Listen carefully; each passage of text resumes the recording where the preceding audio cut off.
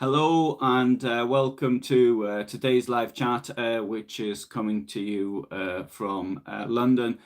So today marks the second anniversary of the beginning of the war in Ukraine, 24th of February 2022. Was, well, effectively, is that correct to say today? The beginning of the all-out full-scale invasion, the objective of which was to occupy the entire country. Of course, the war started in February of 2014.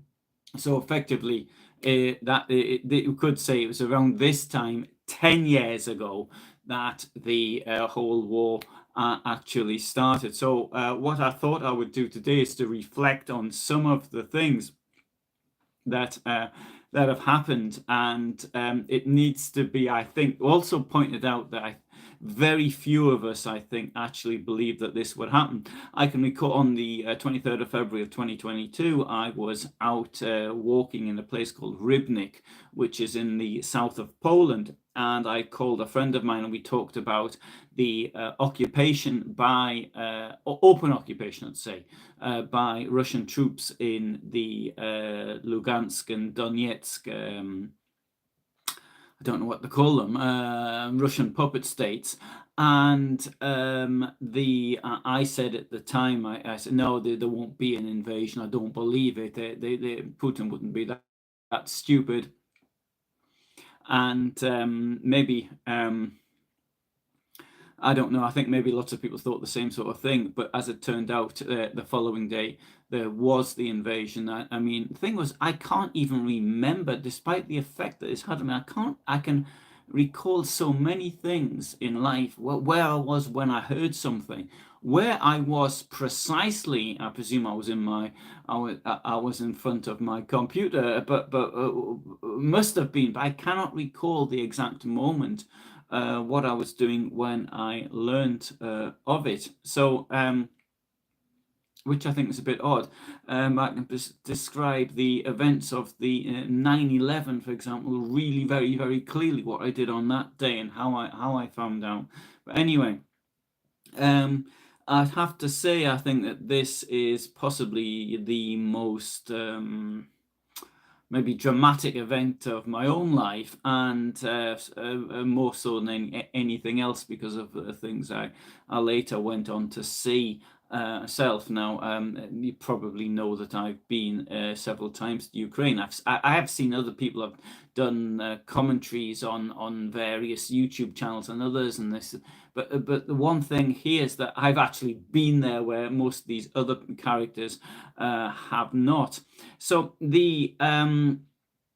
I think at the beginning it was expected that the Ukrainian state would collapse, and particularly due to the advances that were made in the north. What did happen is what the Ukrainian government and the Ukrainian were aware that there was genuinely going to be an invasion, but they thought it would happen more from the Donbass area, and so that was why the enemy was able to advance, particularly in the north. And we saw these battles around places like Hostomel, which is the airport, which is to the north of Kyiv, and which was, I think, one of the most dramatic things, the advance from Belarus.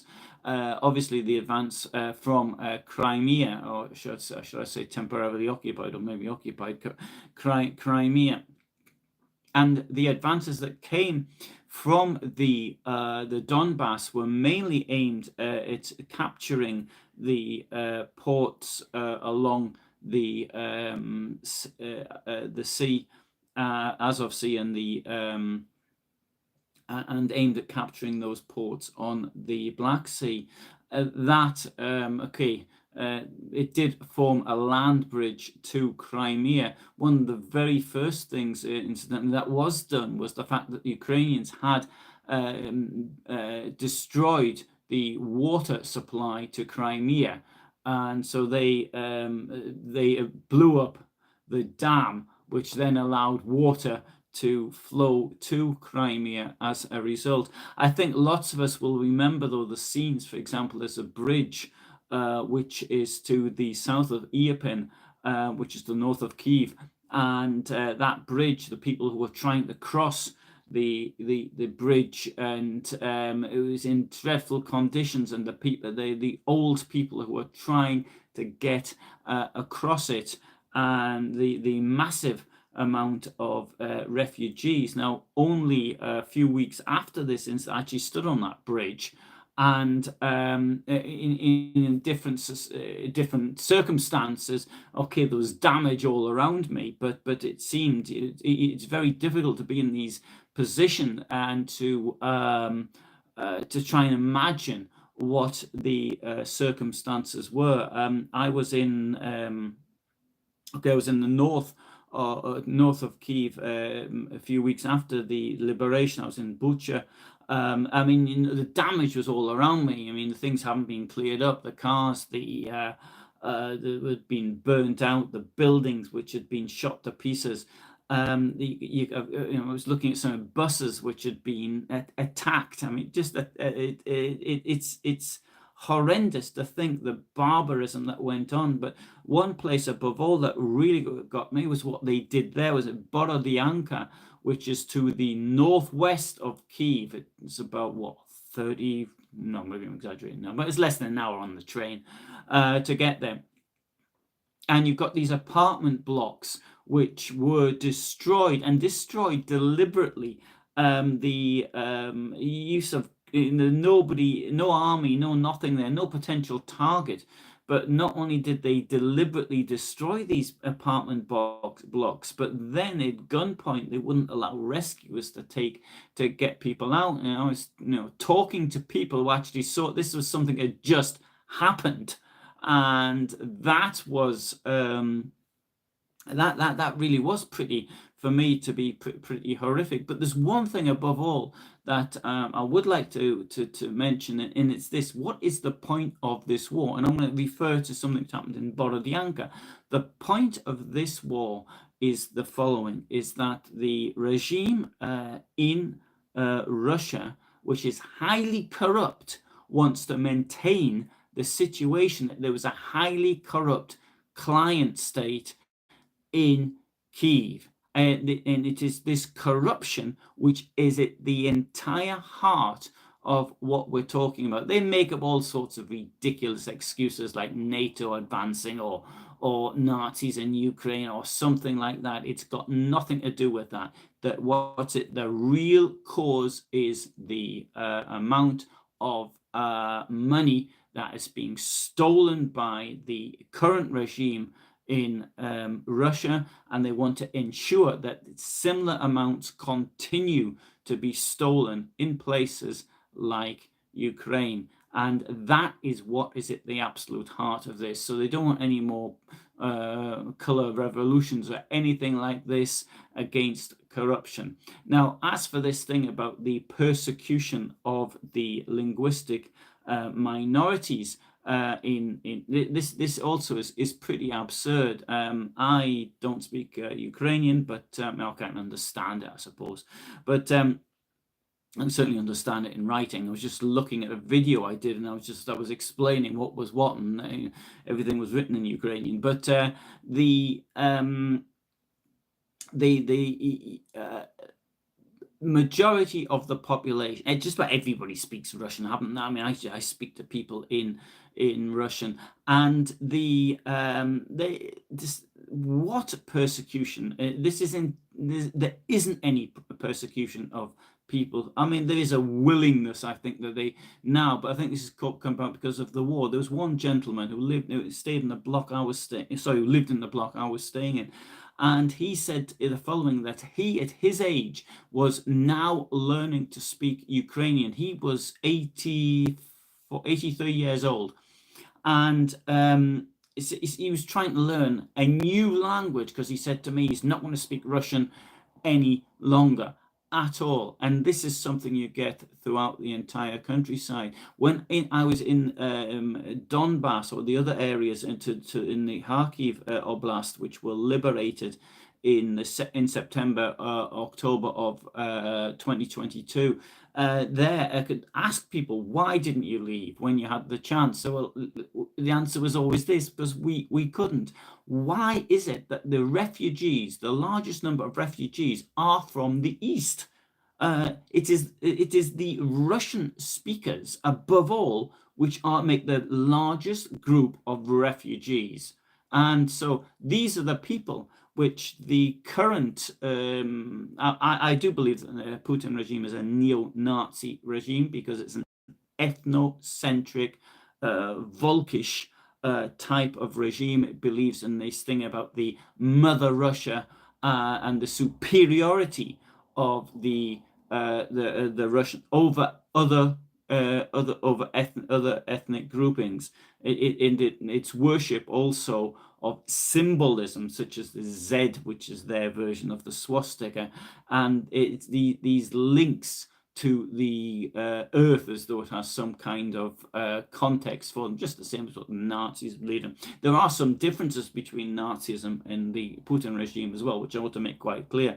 Whereas in the Nazism, there were people who were quite happy to benefit from what Nazism offered from a financial basis. It wasn't rooted in the same deep corruption which the Putin regime is. On the other hand, whereas I have no doubt that Hitler himself deeply believed in this Volkish nonsense, and I'm sure that Putin just sees it as nonsense himself on a personal level, although he may believe these characters like Dugan, his philosopher, who clearly believe in this type of Volkish ideology.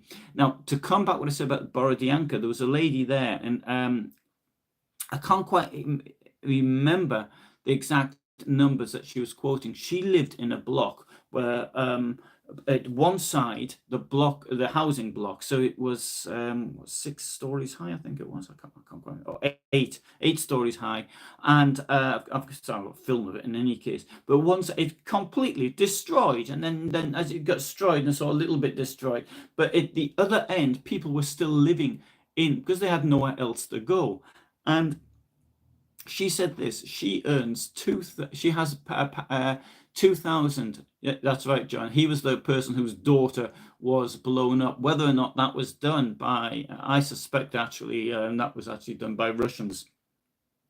Dugan, I've forgotten the name of his daughter. Maria, was it? Maria Dugan? I can't remember.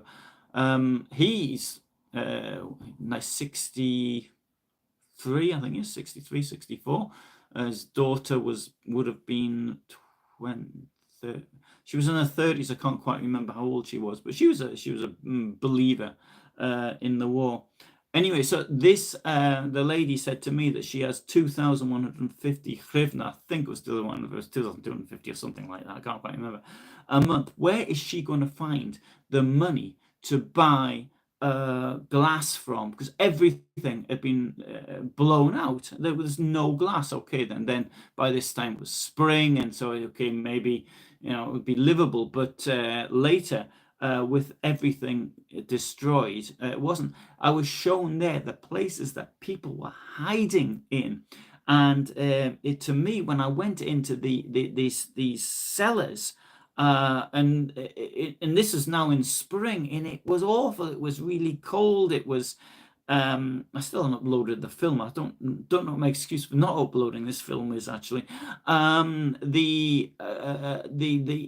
It was horrendous to think that people could spend but weeks in these conditions. This was really like things you might expect to see, that people in a ghetto somewhere were hiding in after the ghetto itself had been the people had been deported from the ghetto, something along those lines.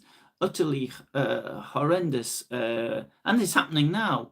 So this I think to me is something which is really, I see it very real. Another thing, actually, when I was in Bucha, so I filmed the places where the killings had actually taken place and all the rest. I still haven't uploaded lots of material which I actually filmed, but I didn't want to upload. The reason was that I don't want to put anything up on my own channel which might give information to the enemy.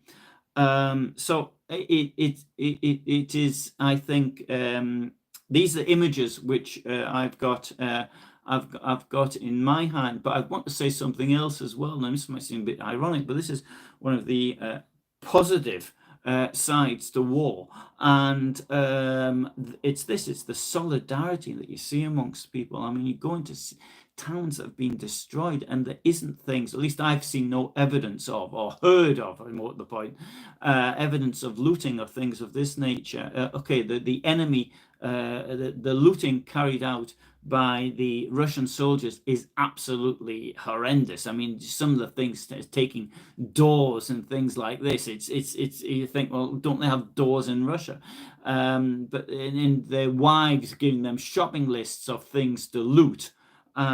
Yes, but I have not. You'd think that in a situation where people are desperate, and then there would be looting, but there isn't. There are signs up warning people against doing it on the buildings which have been hit. Buildings could be hit by artillery. Maybe the people fled. Maybe they don't even know that their buildings were hit. I had to tell a woman. I didn't have to do so. I told a woman that a building was being destroyed. As somebody I met, asked her where she lived. And then to be absolutely certain, I got the map out, and then I started looking through my photographs, and then I had to tell her. And it doesn't exist. One thing as well is, I've always taken a bit of an interest in real estate. I mean, I did work in the real estate sector, and just about everybody, I suppose. Lots of people did in the where I was in 20 years ago. And I see these new buildings, these new developments, these new office blocks, for example, in Irpien, above all, which to the north of Kiev, and which had been destroyed. They hadn't even been fitted out, and they'd been destroyed. You see new housing blocks. Again, Irpien is a very good example, destroyed. There's a new shopping center, was called the Giraffe, between Bucha and Irpien, completely gutted. And you can go onto their Facebook page, you can see what the special offers were in February of 2022, and what it looks well, it looks like today is nothing. It's a pile of ruins today.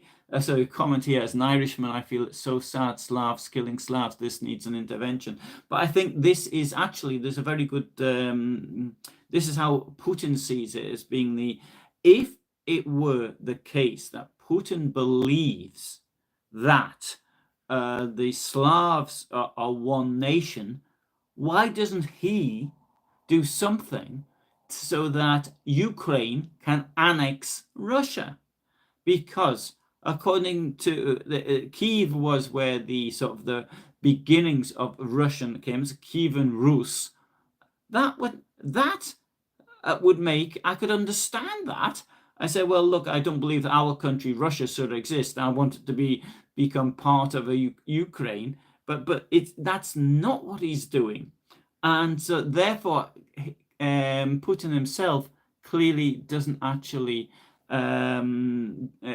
believe in this anymore. All this is a 19th century war of colonialism. If I could actually sort of address one or two of the things which are also incorrect about what Putin actually believes, is, for example, these nonsense about Crimea. Now, what they say is what what you'll see this amongst neo-Nazis in the West and Putin apologists and all that stuff. Okay, well, Crimea was part of Russia, so therefore it needs to go back to Russia. That's true. It was, and Khrushchev in the mid 1950s, 54 I think it was, or 55, forgotten, whatever, it transferred Crimea from Russia, as it was, as part of as the state of Russia that existed inside the Soviet Union, just as, for example, in Germany there was a state of Prussia, or a state of Bavaria, or a state of Baden, a state of Württemberg, and all the rest of them. So there was this state of Russia which existed within this, and that was given to the state of Crimea. To the state Crimea was given to Ukraine.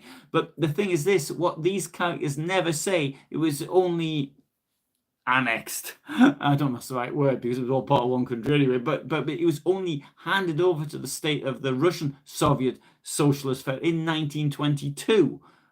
Previously, it had been in Ukraine. Didn't really exist under Tsarist times, but it had been what could be considered to be Ukraine today. And this is something which is obviously conveniently actually forgotten. The thing is with Putin is he interprets history saying, oh, that was once our land, so therefore we have the right to occupy it again. Now, imagine if the United Kingdom, for example, did this and decided it was okay, right? Well, the eastern states in the United States are part of Britain, or taking bits of France or something. It's totally absurd. This idea that they can sort of just help themselves to bits of a former empire as the former communist empire.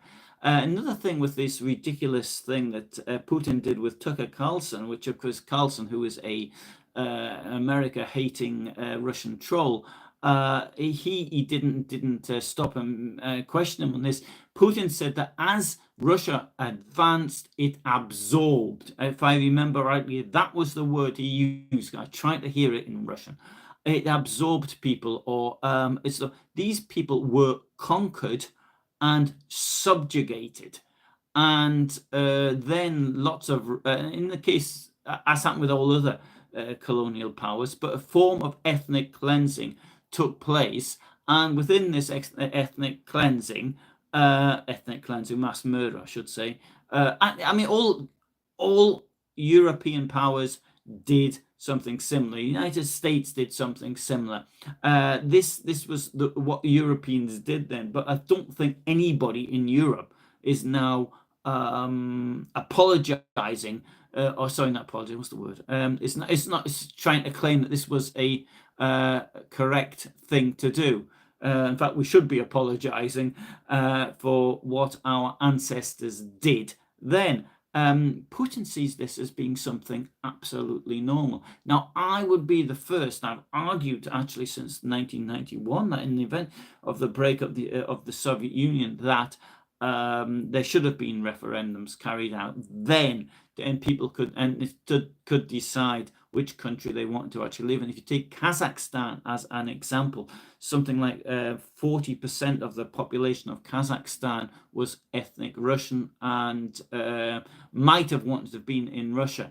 And today the population of Kazakhstan is only around 9% ethnic Russian, approximately, off the top of my memory. And so there may have been lots of people who lived there who wanted to be part of Russia. There may have been, I don't know. It needs to be pointed out as well that there was a referendum in the Soviet Union about, and it would seem that most people did want to sort of keep the Soviet Union in one way or another. One thing though about Crimea again is that the political parties that were voted in Crimea, the Crimean independence, or wanted to be part of Russia, we've got 3-4% of the vote at best. So suddenly, for them to get 96% as in this forged referendum that they did in 2014, it's again, once more, it's absurd. It's this. I personally don't have a problem if somebody wants to actually become part of another country, then fair enough. That's what I've done in my own life. It's what Tucker Carlson's doing. He thinks that Russia's so great. Why doesn't he go and live there? Anyway, all right, so I'll come back onto the war. Last year, when we were hoping to see things change, I think the end of 2022, there was a lot of hope. It was hope because the liberation of the Kharkiv Oblast, which took place in September and October of 2022, and then there was the liberation of Kherson. I was in Kherson a few days after it was liberated, and that was really odd. In this city of 239,000 people, and there was hardly anyone there in the vehicle. And you can see, okay, there was no electricity, but empty. and having been there, and you had the enemy only 300 meters across the river from where we were, so which was a bit that really was very odd. But the thing is, at the same time, was then there was actually hope.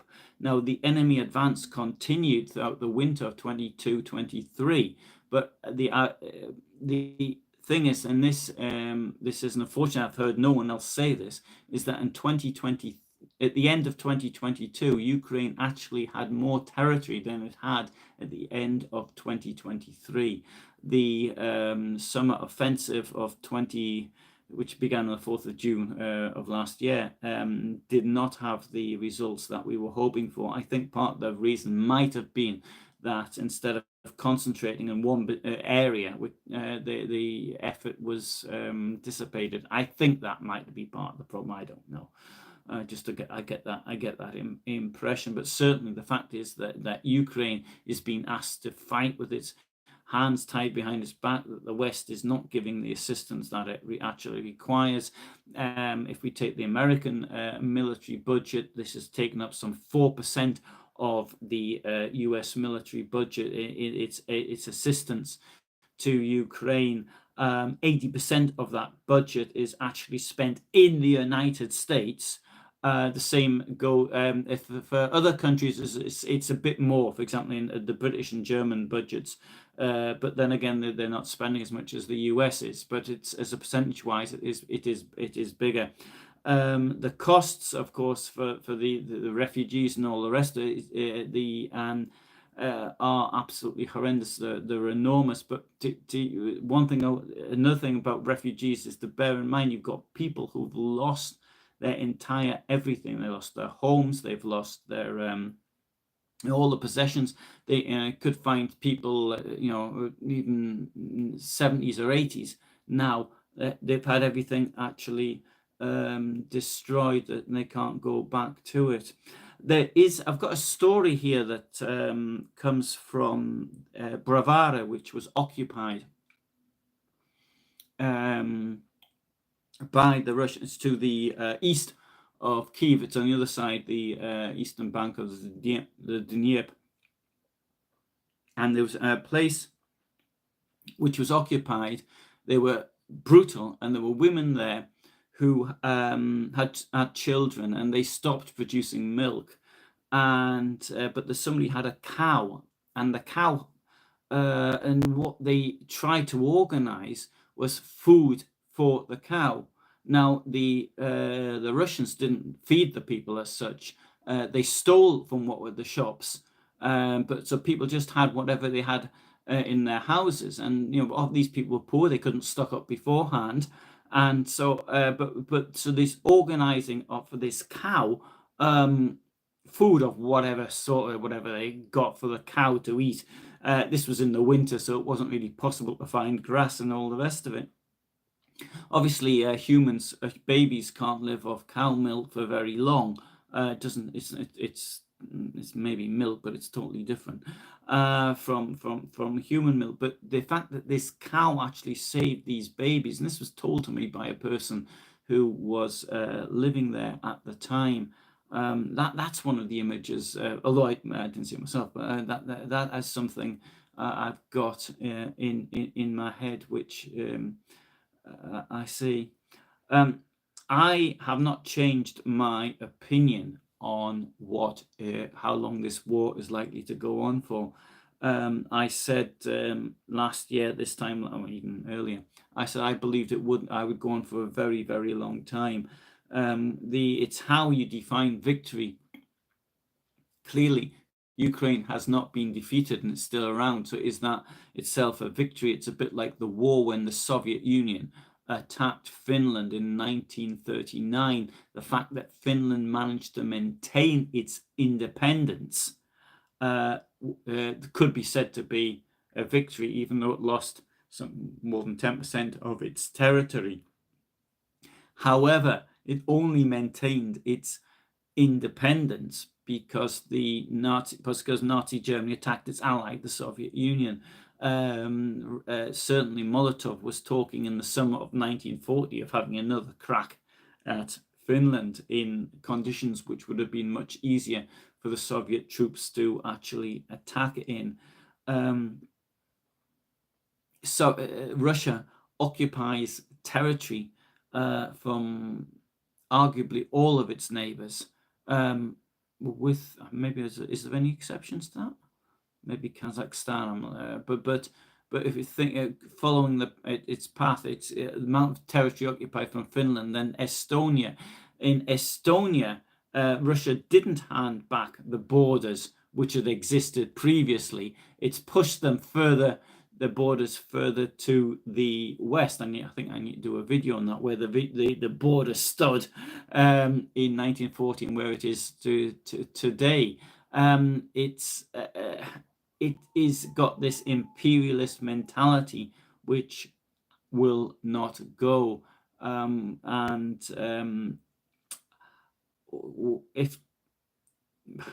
If we look at what is the point of doing this, is this because Putin wants to go down as being a Peter the Great in history?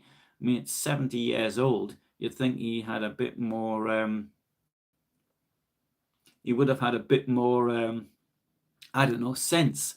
But any case, I think also as one thing I'd like between Putin and Hitler, there's this link again once more, is that Hitler can't have had a particularly nice life. He himself he was hidden. He was clearly quite afraid for large periods of his life. He was locked behind huge areas of security, and Putin must be the same. He's probably locked up in some bunker for most of the time, which can't be a very pleasant life. I mean, let's face it, he's got that wonderful palace on the Black Sea, which most of us have probably now seen from the Navalny's video. And wouldn't it be nicer to be in this palace and enjoy the fruits of his labor or fruits of his theft? Maybe do something with his successor. He could have appointed a successor who would have guaranteed him freedom of being persecuted, the same as the very first thing he did for Yeltsin was to guarantee that Yeltsin would never be persecuted and prosecuted. Sorry, not persecuted, prosecuted. Sorry, I'm going to get my languages mixed up. Okay, thanks. Anyway, let's have a look at some of your comments, see what you think. And John says the Finns kicked their butts too. Okay, so I think I've given a sort of I said this without actually, I didn't make any notes or something.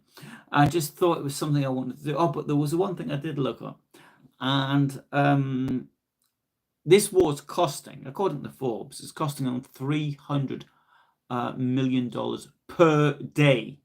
And I thought, well, how many hospitals could be built with that? And so I tried to find a new hospital which is brand new. Well, the best one I could come up with was the Ronald Reagan Hospital built in Los Angeles, which I believe is possibly one of the most advanced hospitals in the world. And that cost over 1.1 billion to do. So in other words, they could have a hospital like that every 4 days, something like that. So in the 730 days that this war's gone on for, they could have had in Russia, that's probably every town over about 80,000 could have had a hospital like that. Along those, I mean, put Russian people, although theoretically they do have access to healthcare. If you really want something getting done, you can't get it done. So you have to go into the private sector. So something like that. There was a new hospital in London, which is some private company's building, which I think is also something around $1 billion or something it's costing, or something like that. But this is the real thing. And when people, they go, oh, that's ours. And so if you have a choice, because wars, that's the choice. You can have healthcare or you can have a war. And so if for you a war is more important, then it's more important. But I think that the majority of people would rather choose access to healthcare. I say that because I've been in a situation now, visiting the hospital every single day for the last week. My mother was in hospital and I thought it was quite serious, but it's not anymore. Okay, so thanks for listening. Anyway, I shall come back to these other points I'll see if I can do something. I've got lots of anniversaries at the end of February, so there's lots of things I think about at this time of year. But thanks very much for being with me. I'll do another video tomorrow night, a live chat. But for the moment, from me in London, thanks very much for listening, and all the best, and bye for now.